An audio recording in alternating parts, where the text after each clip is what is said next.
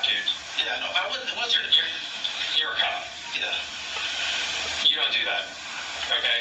As a cop, I don't call someone star 67 unless I'm trying to figure out what they have, what they know. Yes. You are a cop. You understand how this works.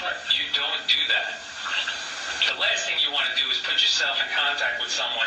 You go through your department. You call our department. You don't call some random teenage girl, star 67, to see what they know or what they're going to give you. Because you know you killed her that night. No. Yes, the evidence is yes. No, I did not kill her, and it wasn't nothing. So then did you dump her body there? No. Did somebody else kill her? I don't know. It had to. It wasn't me. Well, you have some sort of part in it.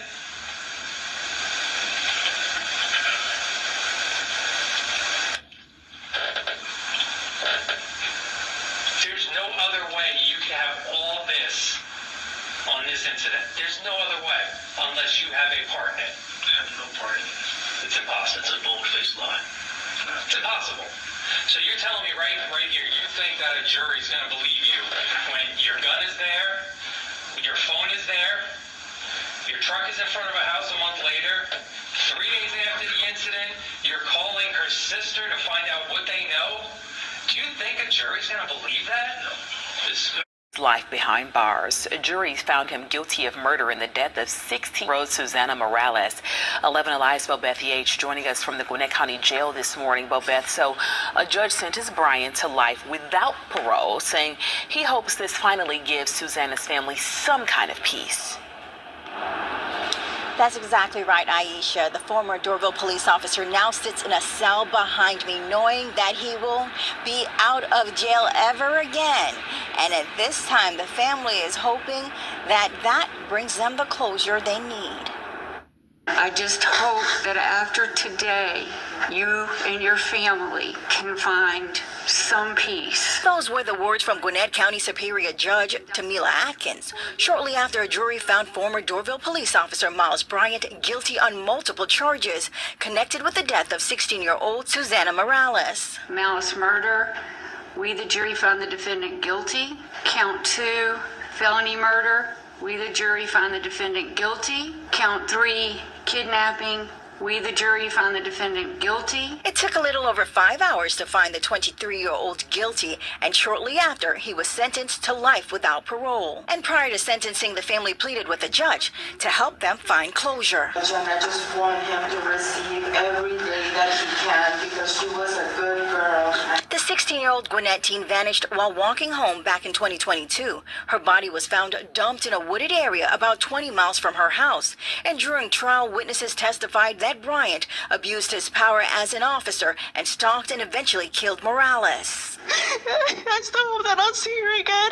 There's not a night that I don't go to bed thinking about her because I miss her so much. Now, Bryant also briefly addressed the family, apologizing for his role in Morales' death, but he also maintains his innocence, and his attorney says they will be appealing this decision. Live in Gwinnett, Bobeth Yates, 11 Alive News. Bobeth, thank you. And we were inside the courtroom when that verdict came down. And man, we back with another crazy story about the Gwinnett police officer being convicted of life without parole plus 12 months on the charge of malice murder, on the charge of giving a false report about his gun. Now, this is another crazy situation because this police officer is the dumbest police officer I've ever heard of in my life, you know, and he was a predator, you know what I'm saying? It's another crazy situation because justice was served. Like, it was almost like, you know, he could have got away with it. But the crazy thing about it is just everything, you know, God was with this teenage girl and her family because just how everything got discovered, how her body got discovered. They didn't even know it was him. It's just his gun was out there. But most importantly, this guy was just roaming through the woods and seen a new trail and happened to go down there, you know, and ran across her body, decomposed. Then you had a guy that, the repo man that was running tags that caught Miles Bryant in front of this girl house. Like, he's staking it out. You know, it's a crazy situation because, like, everything not adding up. Then they got the towers that ping your phone, ping you in the woods off this road. And, you know, they got your Google, you know, search history. It just didn't look good. You know what I'm saying? To just tell you another way. Like, he only thought one way. He didn't think about the technology way of he was going to get caught. Because that's pretty much how they built their case. You know, looking at cell towers. He reported his gun stolen. That was a big one. His gun was out there. So I'm just trying to figure out, like, if his gun was not there, would it have been the same case against him? It would have been harder for them to convict him because they still had, you know, his cell phone data and all his Google searches, how long it take a body to decompose, and he was in the flock cameras and Gwinnett looking up his own tag number and, you know, different things like that. But the biggest thing was his gun, though, that was out there in the woods close to a body. Like, his defense didn't have nothing to say about that. Oh, somebody stole my gun. He said he reported it. Then told the detective, hey, you know, you ain't really got to follow up on that. I just wanted to report it stolen. What? That's crazy. Your police edition gun, you reported it, but you don't want them to follow up on when they find it. Or I just want to report it. That's stupid. So it's just time after time, like, yeah, they can't find out how she died. Was she raped? He didn't get charged for rape because, you know, her body was decomposed, so they couldn't figure out none of that. So in his mind, he was going to beat it because they didn't have, you know, nothing on him. That's what he told, you know, his cellmate. Oh, I'm straight, man. I'm just sitting here. That's why they dug in his phone. He went to Quick Trip, asked for the manager phone, went through her phone, sent himself images of the lady private videos. Now, that's pretty much how they built their case against him, showing them that he was a predator. Like, he go through people's phone, you know, his high schoolmate, he was trying to break in her house, going back and forth to her door, knocking on it, different type of stuff like that. So that was the whole thing about how they got him. They built the case to show that he was a predator, that he go through people's phones, he looking through windows, he got GPSs on his ex-girlfriend, watching everything. He was in the complex, so he knew, you know, this teenage girl. He knew he knew where she be at, so he followed her. He seen her. He knew exactly who she was. They can't really say that he picked her up, but everything led to him that he was in that same area. He was in the complex where her friends stayed at, and she came every day to chill, go to the pool and everything. So he seen them. He came past them. So, you know, this case was, you know, slam dunk. It was out the park. He would not win to come back up, even though I think his defense could have did a way better damn job on, you know, defending him. But like I said, it was a lot of different stuff that was against him. And it was great detective work because they went over and beyond getting all the flock, you know, entries he did on his own tag, cell phone towers, phone data.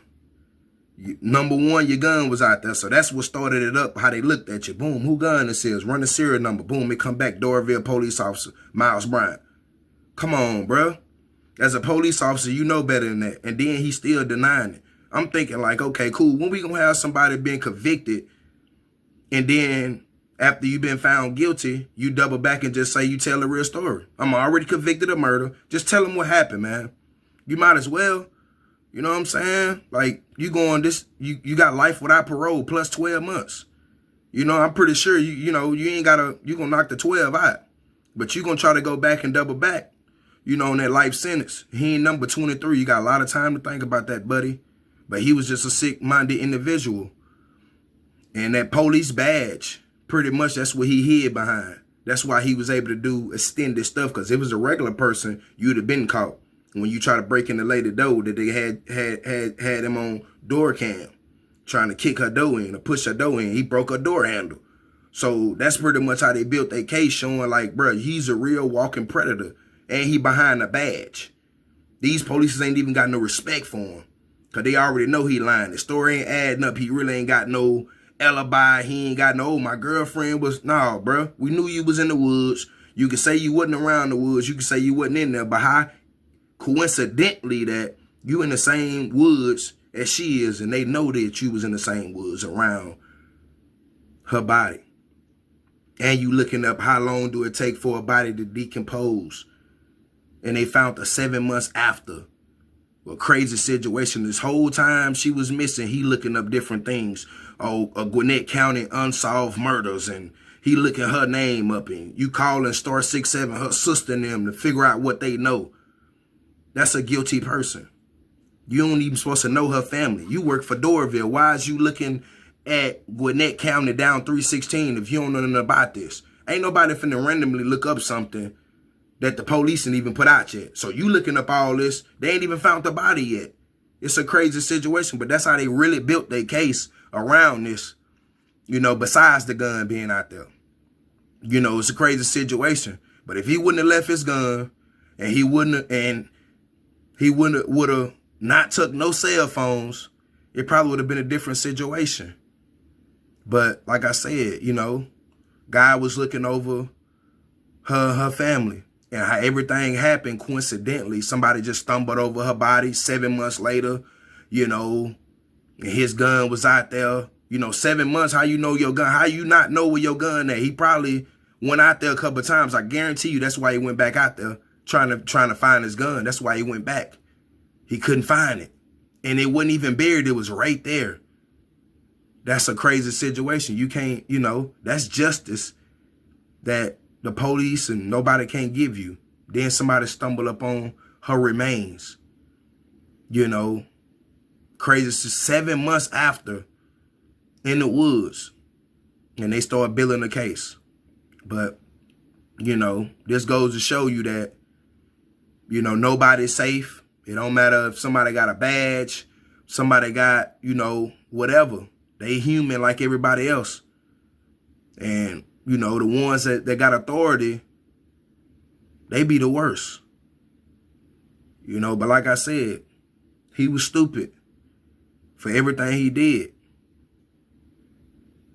They couldn't get him with rape, but I'm pretty sure that she was out there naked without no clothes on. Come on, man, we know what happened. So, you know, just because they couldn't convict you for that, you know, we know what happened. But like I said, man, let me know what y'all think about this crazy story. This is a crazy situation. This stuff happened all around the world. And I guarantee you it's police officers right now that's out there that's done some things like this and ain't been caught. And it's police officers that's out there that's still doing this type of stuff. Hiding behind their badges. You know, raping women and doing different type of stuff like this that ain't been caught.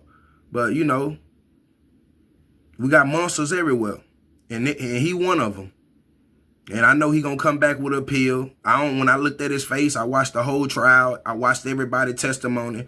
And looking at his face, he still, in his mind, he still think he can get up out of it.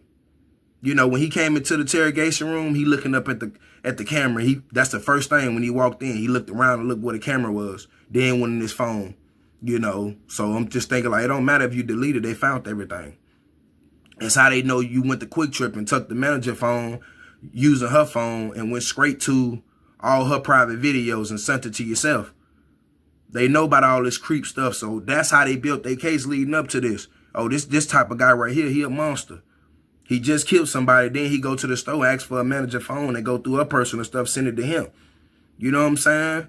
So it's another crazy situation, but this the world we living in, man. This is exactly the world we living in, and we living around a lot of monsters and evil people. You got godly people, you got devilish people. So, you know, this world is evil. But like I said, let me know what y'all think about this crazy story. He done been convicted. Prayers to the family. I'm glad everybody got justice. And this pretty much was an easy case. Slam dunk for the Gwinnett County Police Department and everybody that was involved. Another crazy situation. Like I said, prayers goes out to the family. Justice was served. And he the dumbest police officer that been in the interrogation room to this date. I'm pretty sure we're going to have multiples come after this year, years from now, next year or whatever. But right now, he the number one top of the line, stupidest cop ever, being convicted of murder, convicted of crimes.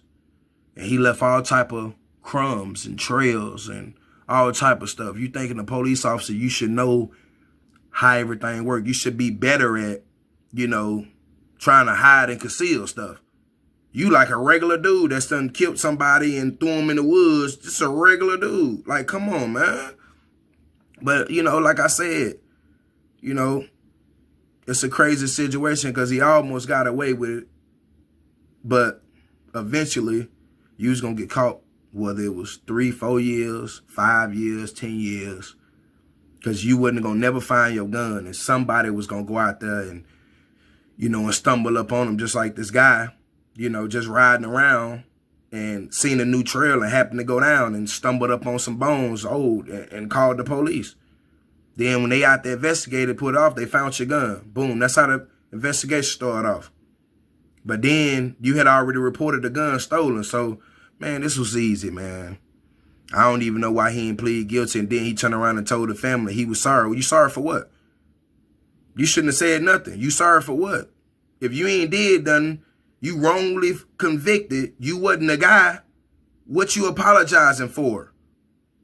But, like I said, this is the life we live in, man. This the world we living in. Another crazy situation. But let me know what y'all think about this crazy story. We out.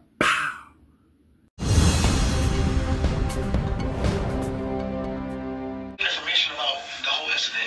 You're a cop, dude. Yeah, no, I wasn't. You're a cop. Yeah. You don't do that. Okay? As a cop, I don't call someone star 67 unless I'm trying to figure out what they have, what they know. Yes. You are a cop. You understand how this works. You don't do that. The last thing you want to do is put yourself in contact with someone. You go through your department. You call our department.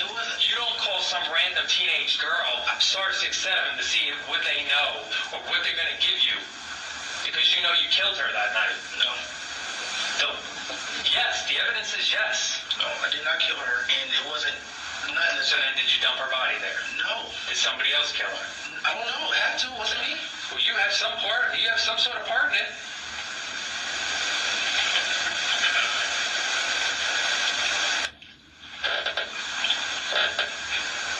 There's no other way you can have all this on this incident. There's no other way unless you have a part in it. I have no part in it. It's impossible. It's a bold-faced lie. It's impossible. So you're telling me right here, you think that a jury's going to believe you when your gun is there, your phone is there, your truck is in front of a house a month later, 3 days after the incident, you're calling her sister to find out what they know? Do you think a jury's going to believe that? No. Especially the jury now. Yeah. Juries hate cops. Yeah. The truck incident, it wasn't moving. I don't remember ever stopping looking at somebody's house. It was not. It's probably the same thing where, you found the sign of the missing person and you just randomly call her sister to find out what she knows or what she can tell you, and now you just randomly went out and parked in front of her house to see if maybe you could be the superstar who finds her walking down the street and return her home? No, none of that. No, well, then what connection do you have with her address? Nothing. If it's a neighborhood, I drove around the entire neighborhood. It's not. Why? What you mean? Why would you drive around her neighborhood? I told them I drive around everywhere, but not for her. It should have been just sitting in front of her address. So here's the thing. Here's the way those LPRs work. Because it's not from police cars. Police cars those run all the time. The repo people don't turn them on the street. They're going through parking lots, apartment complexes, neighborhoods. They're looking for repo cars. So that's where we get most of our data. So you were parked. I can't be parked. You said yourself earlier, the data doesn't lie. The data doesn't lie that your phone's there. The data doesn't lie that your gun is there, where her body's found. The data doesn't lie your truck is sitting outside of her house. The DNA sure ain't gonna lie, because that lasts forever. Yeah. It can't, I cannot, that's the one that's frustrating me. Outside her house, sitting there, it couldn't. That flusters you? That's what's frustrating you? No, I'm just saying, that's the part. Or is that one of the many things that are a coincidence that night? Is that what you think you weren't gonna get caught on? No, what caught on? They think I had nothing to do with this. Sorry, man. It's not enough.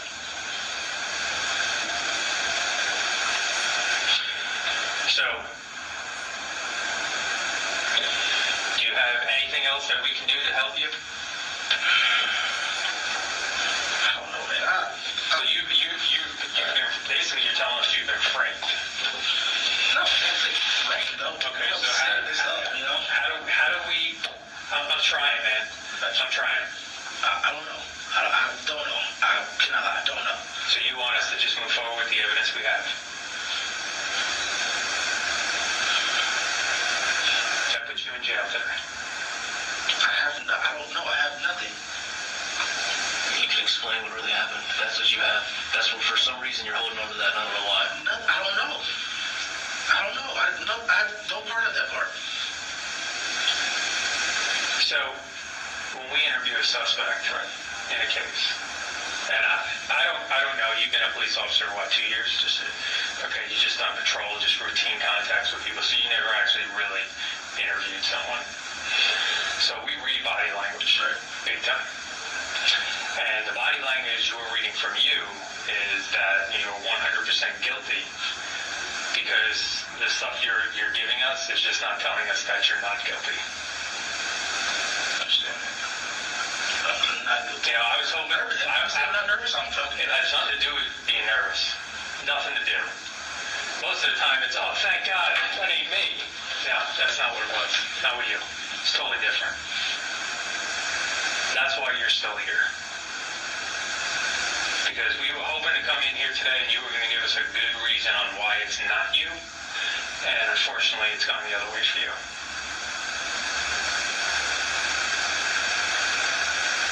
You just got to man up. You're a military man. You're a police officer. We don't know why you did this to this girl. I did it. So now say the only thing now you can do is, explain what happened and maybe show some remorse. I did not do it. I feel bad. That nothing should happen to somebody. But I didn't do that. Sorry. I don't believe you. I'm just being honest with you. In our jobs, we talk to people. You get a feel for a person, but you haven't dispelled any of the evidence against you. Her body was found, with no clothing. Granted, we know she decomposed, but I don't know if you know how when animals attack, dead people, they don't eat the clothing. So her clothes should have been there. So her clothes were not there. So that means she was naked when she was dumped. Now it just looks like a violent murder. And unless we can tell the jury otherwise on what happened, that's what it's going to go to court as. I'm not trying to get charged for this.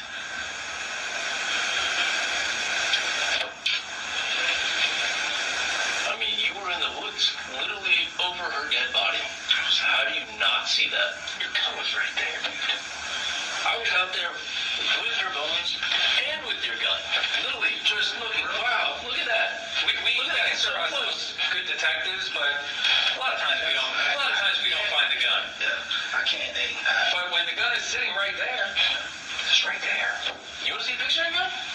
I think the picture was sitting in the woods. There it is. Not buried, not thrown, not hidden. Just sitting there with natural pine straw falling on top like you mistakenly dropped it.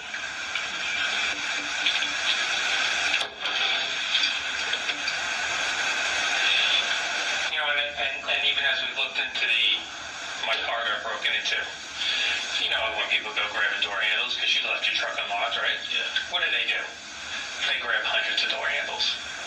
Guess how many entering autos happen that night? Just yours. 0. So you said yourself earlier, your complex gets hit all the time. Yeah. Multiple people. How is it just convenient for you that your truck is the only one that gets broken into in the back of the complex? We're not stopping at any other building along the way. They're going straight to Miles' truck, and that's it. Because that was a false report of a crime. It's not. Because you dropped your gun in the woods. I think you were using your weapon light as a flashlight to figure out where you're going to dump her. No. I have plenty of flashlights. I don't know. I wouldn't even do that.